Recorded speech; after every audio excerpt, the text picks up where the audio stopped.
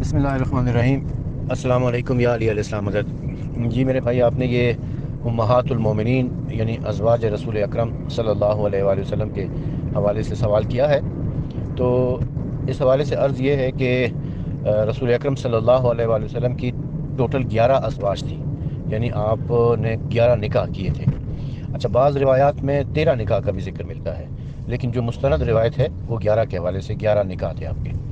एक वक्त में आपकी ज़्यादा से ज़्यादा 9 अज़वाज रही हैं, 9 अज़वाज रही हैं। और अल्लाह ताला ने कुरान मजीद में रसूल अकरम सल्लल्लाहु अलैहि वसल्लम की अज़वाज को उम्महातुल मोमिनीन कहा है, यानी मोमिनीन की माएँ हैं। तो उनका दर्जा माँ की तरह है, उनका एहतराम माँ की तरह है। और इसके अलावा उनका जो है वो उनके साथ कोई बाद रसूल सल्लल्लाहु अलैहि वसल्लम भी उनके साथ कोई निकाह नहीं कर सकता। जिस तरह माँ हराम है, इस तरीके से उनके साथ भी निकाह नहीं किया जा सकता, शादी नहीं की जा सकती। और इसके पस मंज़र में एक वाक़या है, वो इंशाल्लाह अगर आपने चाहा तो फिर मैं किसी वक्त बयान करूँगा।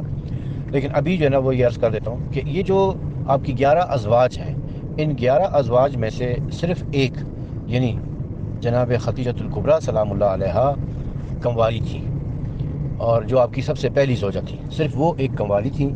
बाकी जितनी भी अज़वाज हैं वो सब या तो मुतलक़ा थी यानी तलाक़शुदा थी, या बेवा थी। लोग अमूमन ये एतराज़ करते हैं कि आपने इतनी शादियां क्यों की हैं। तो देखें, एक तो इसकी दो बड़ी वजूहात सामने आती हैं। एक वजह यह है कि उस ज़माने में तलाक़शुदा औरत के साथ शादी करना या बेवा औरत के साथ शादी करना मायूब समझा जाता था, बुरा समझा जाता था। और लोग तलाक़शुदा औरत को भी मनहूस समझते थे और बेवा औरत को भी मनहूस समझते थे। बेवा औरत को तो इसलिए कि उसका शौहर मर गया है और वो खुद जिंदा है अभी, इसलिए ये मनहूस औरत है। ज़माना जाहिलियत था ना, जाहिलों वाली बातें थी। अब भी अगर कोई इस किस्म की सोच रखता है तो समझे कि वो ज़माना जाहिलियत के दौर का आदमी है। और तलाक़शुदा औरत को इसलिए कि भाई ये अच्छी औरत नहीं है कि जिसको तलाक दे दी गई है। तो माशरे में तलाक़शुदा औरत का और बेवा औरत का कोई मुकाम नहीं होता था। तो इस्लाम ने इन औरतों को इज़्ज़त देने के लिए, इन औरतों को मोहतरम करने के लिए, रसूल अकरम ने हमेशा ये चाहा कि मुतलका औरतों से और बेवा औरतों से लोग शादी कर लें। लेकिन लोग अवॉइड करते थे, क्योंकि उनके मुसलमान होने के बावजूद उनके जहनों के अंदर वही बातें थी, वो जो सदियों पुरानी उनके रस्म और रिवाज थे वो चले आ रहे थे। तो लिहाजा रसूल अकरम सल्लल्लाहु अलैहि वसल्लम ने खुद मुतलका औरतों से और बेवा औरतों से निकाह करके उनको अपने हरम में शामिल करके दुनिया वालों को ये पैगाम दिया कि मुतलका औरत से या बेवा औरत से शादी करना कोई बुरी बात नहीं है। दूसरी वजह ये थी कि आपकी ये शादियाँ एक पॉलिटिकल शादियाँ भी थी। पॉलिटिकल इस अंदाज में मैं कहता हूँ कि आप जब किसी कबीले की खातून से शादी करते थे तो उसका नतीजा ये होता था कि वो पूरा का पूरा कबीला वो आपका हमदर्द बन जाता था, आपका हलीफ हो जाया करता था, आपकी मुखालफत तर्क कर दिया करता था। और बाज़ औक़ात तो ऐसा हुआ है कि उस पूरे कबीले ने इस्लाम कबूल कर लिया है। यानी वो कबायली निज़ाम था वहाँ पर, और अगर कबायली निज़ाम में जो है ना वो मज़हब अपनी जगह पर, बुत परस्ती और शिरक और कुफ्र अपनी जगह पर, लेकिन कबायली हवाले से भी जो है उनका एक सिस्टम मौजूद होता था कि एक कबीला दूसरे का हलीफ है या हरीफ है। तो इस हवाले से जब आपने किसी खातून से शादी कर ली तो वो किसी एक कबीले की होती थी। उसका नतीजा ये होता था कि अब वो कबीले वाले, चूँकि रसूल अकरम उस कबीले के दामाद बन गए, वो सिर्फ एक फ़र्द के दामाद नहीं, उस कबीले के दामाद बन जाते थे। और फिर रसूल अकरम जैसी शख्सियत अगर किसी कबीले की दामाद बन जाए तो ये उस कबीले के लिए एक ऑनर की बात होती थी। गो कि वो कबीला काफर होता था, मुशरिक होता था, गैर मुस्लिम होता था, लेकिन फिर भी वो इसके ऊपर फ़ख्र करता था, क्योंकि रसूल अकरम की शख्सियत इतनी बड़ी शख्सियत थी कि लोग उनसे मुतासिर हुए थे। और फिर वो फ़ख्र करते थे कि देखो मुसलमानों का रसूल सल्लल्लाहु अलैहि वसल्लम हमारे दामाद हैं। तो उसका नतीजा ये होता था कि वो एक तो रसूल अकरम की मुखालफत छोड़ दिया करते थे, इस्लाम की मुखालफत छोड़ देते थे और हलीफ बन जाया करते थे। बल्कि ऐसी मिसालें भी हैं कि पूरे के पूरे कबीले ने, जैसे हज़रत ज़ैनब का जो पूरा कबीला था, उन्होंने जो है ना वो इस्लाम कबूल कर लिया सिर्फ इस बात के ऊपर कि हमारे कबीले की खातून से रसूलुल्लाह ने शादी करके हमें इज्जत दी है। उनके लिए एक ऑनर की बात हुआ करती थी। तीसरी वजह ये थी कि अमूमन जो है ना गैर मुस्लिमों की तरफ से, मुस्तशरिकीन की तरफ से ये एतराज़ किया जाता है कि माज़ल्ला सुमा माज़ल्ला रसूल अकरम कोई शहवत परस्त आदमी थे, उनको बड़ा शादियों का शौक़ था, इसलिए वो इतनी शादियाँ किया करते थे। तो देखें, रसूल अकरम सल्लल्लाहु अलैहि वसल्लम ने जो शादियाँ की हैं वो सब 50 साल की उम्र के बाद की हैं, मदीने में जाकर की। अक्सर शादियाँ आपकी मदीने में थी। मक्के में जो आपकी शादी थी, जो सबसे पहले आपकी शादी हुई है, वो हज़रत खदीजतुल कुबरा सलामुल्लाह अलैहा के साथ हुई है। और वो उस वक्त रसूल अकरम की उम्र 25 साल थी اور جناب خدیجہ الکبریٰ کی عمر بعض روایات کے مطابق 40 سال تھی۔ اب 25 سال کا ایک خوبصورت جوان اگر 40 سال کی عورت سے شادی کر رہا ہے تو کون یہ کہہ سکتا ہے کہ وہ شہوت پرست ہے؟ یعنی جوان کی خواہش ہی ہوتی ہے کہ وہ کسی جوان سے، بلکہ اپنی سے چھوٹی عمر کی لڑکی سے شادی کرے۔ تو ایک بوڑھی عورت سے، بوڑھی کا لفظ جناب خدیجہ الکبریٰ کے لیے مناسب نہیں ہے، ایک عمر رسیدہ خاتون کے ساتھ اگر کوئی شادی کر رہا ہے یا اپنی عمر سے بڑی خاتون کے ساتھ اگر کوئی شادی کر رہا ہے تو یہ شہوت پرستی نہیں ہے۔ یعنی جوانی میں اگر ان کو شہوت نہیں تھی تو بڑھاپے میں پھر کیا شہوت ہونی ہے؟ اور 13 سال آپ نے مکے میں گزارے ہیں، اور 13 سال مکے میں آپ کی کوئی دوسری شادی آپ نے نہیں کی ہے۔ البتہ بعض روایت میں یہ ہے کہ جناب خدیجہ الکبریٰ سلام اللہ علیہا کے انتقال کے بعد، بلکہ ہم کہیں گے شہادت کے بعد، میں انشاءاللہ ان کی شہادت کے اوپر بھی پھر ڈسکس کروں گا کسی اور وائس نوٹ میں، کہ جناب خدیجہ الکبریٰ کی شہادت کے بعد حضرت سودا رضی اللہ تعالیٰ عنہا سے نکاح کیا تھا، آپ نے شادی کر لی تھی مکہ میں، لیکن بعض روایتوں میں یہ کہ نہیں، ان سے بھی آپ نے مدینہ میں ہی جا کے کی تھی۔ حضرت عائشہ کے حوالے سے ملتا ہے کہ ان سے نکاح جو ہے وہ آپ کا مکے میں ہو گیا تھا، لیکن شادی جو ہے رخصتی وہ مدینے میں جا کر ہوئی تھی۔ تو باقی ساری ازواج جو ہے نا وہ مدینے میں ان کی شادی ہوئی ہے، اور اس وقت تک آپ کی عمر 50 پلس ہو گئی تھی، 50 سال سے زیادہ آپ کی عمر تھی۔ تو 50 سال سے زیادہ عمر کا آدمی کے اوپر اگر شہوت پرستی کا کوئی الزام لگا رہا ہے تو یہ بغض اور عناد اور کینہ اور حسد اور جہالت ہے، اس کے علاوہ تو کچھ نہیں۔ 50 سال کے آدمی میں کیا شہوت پرستی ہوتی ہے؟ تو یہ غلط بات ہے جو بھی وہ اس قسم کے بات کر رہے ہوتے ہیں۔ اب آ جاتے ہیں جناب خدیجہ الکبریٰ کے اوپر۔ جناب خدیجہ الکبریٰ سلام اللہ علیہا آپ کی واحد کنواری زوجہ ہیں، لیکن بعض لوگوں نے، بعض راویوں نے، بعض مصنفین نے، مسلمانوں میں سے ہی جناب خدیجہ الکبریٰ کی شخصیت کو مسخ کرنے کی کوشش کی ہے۔ حالانکہ یہ محسنہ اسلام ہے، ان کی دولت سے اسلام پنپ پایا ہے۔ یعنی اگر جناب خدیجہ الکبریٰ سلام اللہ علیہا نہ ہوتی اور جناب ابو طالب علیہ السلام نہ ہوتے تو شاید اسلام جو ہے وہ پنپ نہ پاتا۔ جناب خدیجہ الکبریٰ سلام اللہ علیہا کی مالی سپورٹ اور حضرت ابو طالب کی معاشرتی سپورٹ، سوشل سپورٹ کی وجہ سے رسول اکرم جو ہے نا وہ اس تنگ معاشرے میں، اس کنجسٹڈ معاشرے میں، اس تنگ نظر معاشرے میں سروائیو کر پائے ہیں، اور اسلام جو ہے وہ آگے ترقی کر پایا ہے۔ تو بہرحال جناب خدیجہ الکبریٰ کی ایک منگنی ہوئی اور ان کے جو منگیتر تھے ان کا انتقال ہو گیا، پھر دوسری منگنی ہوئی، پھر ان کے منگیتر کا انتقال ہو گیا، پھر تیسری منگنی ہوئی، پھر ان کے منگیتر کا انتقال ہو گیا۔ جب 3 منگیتر مر گئے تو لوگوں میں یہ بات مشہور ہو گئی کہ معاذ اللہ ثم معاذ اللہ، یہ خاتون جو ہے یہ منحوس ہے۔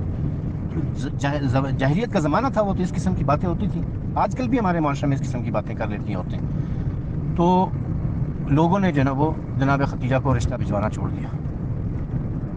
جناب خدیجہ الکبریٰ کو جب ان باتوں کا پتہ چلا کہ ان کے بارے میں معاشرے کی خواتین اس قسم کے نیگیٹو کومنٹس پاس کر رہی تو انہیں بڑا دکھ ہوا۔ تو انہوں نے خواب میں ایک خواب دیکھا، انہوں نے خواب میں دیکھا کہ ایک انتہائی حسین نوجوان ہے اور اس کے ساتھ جناب خدیجہ کی شادی ہو رہی ہے۔ اس وقت انہوں نے اپنی سہیلی سلمہ کے ساتھ اس کا ذکر کیا، جناب خدیجہ نے، کہ میں نے ایسا خواب دیکھا ہے۔ تو سلمہ نے بھی یہی سمجھا کہ چونکہ بہت زیادہ باتیں ہو رہی ہیں جناب خدیجہ کے بارے میں معاشرے کے اندر نیگیٹو قسم کی، تو اس قسم کے خواب جو ہے نا وہ آ جایا کرتے، اس کو ایسی خاص اہمیت نہیں دی انہوں نے۔ جب رسول اکرم صلی اللہ علیہ وسلم حضرت ابو طالب کے ساتھ شام کی طرف قافلے کے ساتھ جاتے تھے، تجارتی قافلے کے ساتھ جاتے تھے، تو اس تجارتی قافلے میں حضرت خدیجہ الکبریٰ سلام اللہ علیہ کا غلام میسرہ بھی ہوا کرتا تھا، جو جناب خدیجہ الکبریٰ کا سامان لے کر جاتا تھا، شام بیچتا تھا اور پھر وہاں سے لے کر آتا تھا۔ تو اس دور میں اس نے میسرہ نے ایک چیز نوٹ کی کہ یہ رسول اکرم صلی اللہ علیہ وسلم جو ہے، اس نوجوان کے چہرے سے ایک نور ساطع ہوتا ہے، اس نوجوان کے جسم سے ایک خوشبو آتی ہے، اس کے سر کے اوپر ایک بادل ہمیشہ سایہ کیے رہتا ہے، یہ جس درخت کے نیچے بیٹھ جاتا ہے وہ درخت سرسبز ہو جاتا ہے، اور اس قسم کے جو معجزات تھے وہ میسرہ نے نوٹ کیے۔ اور اس تجارتی قافلے میں سارے تاجروں کو بہت زیادہ منافع بھی ہوا۔ اس نے میسرہ نے آ کے جب جناب خدیجہ کو حساب کتاب دیا تو جناب خدیجہ نے پوچھا کہ اتنا منافع کیوں ہوا ہے؟ تو اس نے بتایا کہ جی ہمارے قافلے میں آج ایک ایسا روحانی اور نوجوان تھا کہ جس میں یہ خصوصیات تھیں۔ تو جناب خدیجہ کو جو ہے نا فوراً اپنا خواب یاد آیا۔ انہوں نے مزید پوریدہ میسرہ کو، ان سے پوچھا اس کی شکل کیسی تھی، ان کے بال کیسے تھے، بھویں کیسی تھیں، داڑھی کیسی تھی، ناک کیسی تھی۔ جب میسرہ نے جو بتایا وہ ٹوٹلی ان کے خواب والا نوجوان تھا۔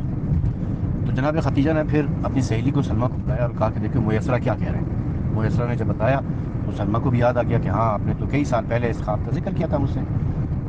تب خدیجہ الکبریٰ نے اپنی سلمہ سے کہا کہ تم جاؤ رسول خدا سے میرے رشتے کی بات کرو۔ سلمہ آئی ہے جناب رسالت مآب کے پاس صلی اللہ علیہ وسلم اور کہا کہ یہ صورتحال ہے کہ خدیجہ نے ایک خواب دیکھا تھا اور اس خواب میں جس نوجوان سے شادی ہوئی تھی وہ بالکل آپ جیسا تھا، تو لہٰذا وہ آپ کو رشتہ بھجواتی ہے۔ رسول خدا نے فرمایا کہ میرا اختیار میرے چچا ابو طالب کے پاس ہے، اس وقت آپ کی عمر 25 سال تھی۔ تو وہ خاتون وہ سلمہ جو ہے نا وہ حضرت ابو طالب کے پاس گئی اور ابو طالب نے کہا کہ خدیجہ سے بہتر رشتہ تو کوئی ہو ہی نہیں سکتا ہے، اور انہوں نے آ کے رسول اکرم سے بات کی حضرت ابو طالب نے، اور پھر دونوں نے باقاعدہ رشتے کا پیغام لے کر گئے۔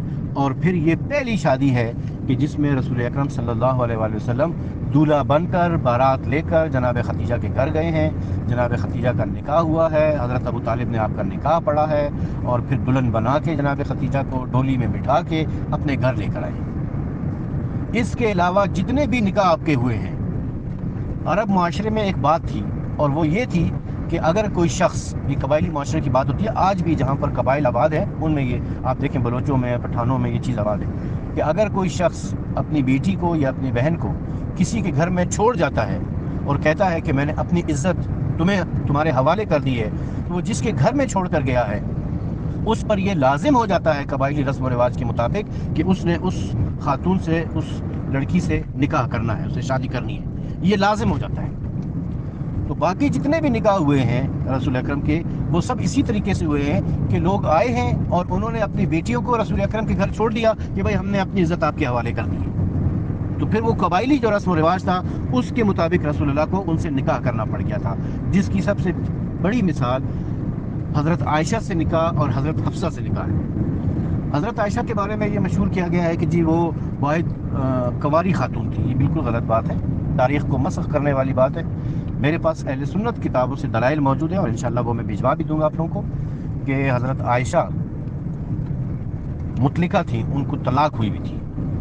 ان کے پہلے شوہر کا نام جبیر بن مطعم تھا، جبیر بن مطعم ان کے پہلے شوہر کا نام تھا، اور جبیر بن مطعم چونکہ خود مشرک تھا، کافر تھا، اسے جب یہ پتہ چلا کہ حضرت ابوبکر نے اسلام قبول کر لیا ہے اور ان کی بیٹی حضرت عائشہ نے بھی اسلام قبول کر لیا ہے، یعنی جبیر بن مطعم کی بیوی نے، اس نے غصے میں آ کر طلاق دے دی تھی، حضرت عائشہ کو طلاق دے دی تھی، اور حضرت عائشہ کئی سال تک اپنے والد کے گھر حضرت ابوبکر کے گھر میں رہی ہے۔ جب جناب خدیجہ الکبریٰ سلام اللہ علیہا کا انتقال ہو گیا تو پھر حضرت ابوبکر خود آئے ہیں رسول اللہ کے پاس اور کہا ہے کہ یا رسول اللہ، آپ کے گھر میں کوئی خاتون نہیں ہے، آپ کی بیٹی سیدہ فاطمہ زہرا سلام اللہ علیہا بہت چھوٹی ہیں، اس وقت ان کی عمر 4 سال یا 5 سال کی تھی، تو آپ کے گھر کا کام کرنے کے لیے کوئی خاتون نہیں ہے، تو آپ میری بیٹی عائشہ سے نکاح فرما لیں۔ تو رسول اکرم نے حامی بھر لی تھی، ہاں کر لی تھی، نکاح ہو گیا تھا، لیکن رخصتی نہیں ہوئی تھی، کیونکہ اس وقت مکے کے حالات ایسے نہیں تھے، مسلمانوں کے اوپر بہت سختی تھی، تشدد ہو رہا تھا، کفار مکہ ظلم کر رہے تھے، رسول اکرم کے اوپر بھی بڑی پابندیاں تھیں، بڑی سختیاں تھیں، آئے دن ان کے خلاف سازشیں ہو رہی تھیں، اور آپ جانتے ہیں کہ پھر رسول اللہ کو قتل تک کرنے کی سازش کی گئی ہے۔ سارے قبائل نے، قریش کے سارے قبائل، مکے کے سارے قبائل نے مل کر رسول اللہ کو قتل کرنے کی ساتھ پلان تیار کیا تھا، جس کے نتیجے میں رسول اللہ کو پھر ہجرت کر کے مدینے جانا پڑ گیا تھا۔ تو وہاں پر ایسے حالات اتنے سازگار نہیں تھے کہ شادی ہو جاتی، اگر حالات سازگار ہوتے تو ممکن تھا کہ آپ مکے میں ان سے شادی کر لیتے، لیکن نکاح آپ نے کر لیا تھا حضرت عائشہ سے۔ پھر یکم ہجری کو جب آپ مدینے چلے گئے اور وہاں پر حالات بہتر ہو گئے تھے، تو وہاں آپ نے پھر حضرت عائشہ سے شادی کی تھی، یعنی حضرت عائشہ کی رخصتی ہوئی تھی یکم ہجری کو۔ اور پھر اس کے چند سالوں کے بعد حضرت عمر کی بیٹی جو تھی حفصہ، ان کو بھی طلاق ہوئی ہوئی تھی، اور ان کے شوہر نے ان کو طلاق اس لیے دی تھی کہ وہ بڑی بد زبان ہے، اور ان کی بد زبانی کے واقعات جو ہے وہ صحیح بخاری میں بھی آپ کو مل جائیں گے جا بجا پہ۔ تو اس لیے جو ہے نا وہ حضرت عمر خود لے آئے حضرت اپنی بیٹی حفصہ کو اور لا کے رسول اکرم صلی اللہ علیہ وسلم کے گھر چھوڑ دیا۔ صحیح بخاری کی روایت کے مطابق حضرت عمر نے حضرت ابوبکر سے کہا کہ آپ میری بیٹی سے شادی کر لو، نکاح کر لو، جب ان کو طلاق ہو گئی تو حضرت ابوبکر نے کہا توبہ توبہ، ایسی بد زبان سے تو میں نہیں کر سکتا۔ پھر حضرت عثمان کے پاس گئے، حضرت عثمان سے کہا، حضرت عثمان نے بھی انکار کر دیا۔ ان دو کا تو صحیح بخاری کے اندر موجود ہے کہ ان دو کے پاس حضرت عمر خود گئے ہیں، ہو سکتا ہے کہ اور لوگوں کے پاس بھی گئے ہوں، لیکن جب سب نے حفصہ سے نکاح کرنے سے انکار کر دیا تھا تو پھر حضرت عمر خود حفصہ کو رسول اکرم صلی اللہ علیہ وسلم کے گھر چھوڑ کے چلے گئے تھے کہ بس یہ میری عزت آپ کے حوالے ہے۔ تو پھر رسول اکرم صلی اللہ علیہ وسلم نے ان کے ساتھ نکاح کیا تھا، اور باقی بھی جو آپ کی ازواج تھیں وہ بھی اسی طریقے سے تھیں کہ یا مطلقہ تھیں یا بیوہ تھیں، صرف کنواری جو تھی وہ جناب خدیجۃ الکبریٰ سلام اللہ علیہا تھیں، جو محسنہ اسلام ہے، اور رسول اللہ کی ازواج میں سب سے زیادہ فضیلت اور سب سے زیادہ احادیث اور ایون قرآن مجید کی آیات جو ہیں وہ جناب خدیجۃ الکبریٰ سلام اللہ علیہا کے بارے میں نازل ہوئی ہیں، یہاں تک کہ رسول اکرم صلی اللہ علیہ وسلم نے فرمایا کہ جنت میں جو سب سے بڑا اور سب سے خوبصورت محل ہے وہ خدیجۃ الکبریٰ کا محل ہے، جو اللہ تعالیٰ نے ہیروں سے، لال و جواہرات سے اور مختلف قیمتی پتھروں سے بنا رکھا ہے۔ دنیا کا جنت کا سب سے خوبصورت محل جناب خدیجۃ الکبریٰ کا ہے، کیونکہ جناب خدیجۃ الکبریٰ نے اپنا سارا مال اسلام کے اوپر لٹا دیا تھا، لہٰذا اللہ تعالیٰ نے ان کے لیے سب سے بڑا اور سب سے خوبصورت محل جنت میں تیار کر رکھا ہے، اور جناب رسول خدا نے جناب خدیجۃ الکبریٰ کو وہ محل دکھا بھی دیا تھا۔ اور جب جناب سیدہ فاطمہ رویا کرتی تھی جناب خدیجہ کی وفات کے بعد کہ میری اماں کہاں ہیں، میری اماں کہاں ہیں، میں نے اماں کے پاس جانا ہے، تو رسول اکرم صلی اللہ علیہ وسلم نے کہا تھا کہ میری 2 انگلیوں کے درمیان دیکھو۔ انہوں نے دیکھا تو جناب خدیجۃ الکبریٰ جنت کے اس محل میں بیٹھی ہوئی تھیں۔ اس کے بعد جناب فاطمہ زہرا سلام اللہ علیہا کو اطمینان ہو گیا کہ میری اماں تو بہت اچھی جگہ پر ہیں۔ وآخر دعوانا ان الحمد للہ رب العالمین۔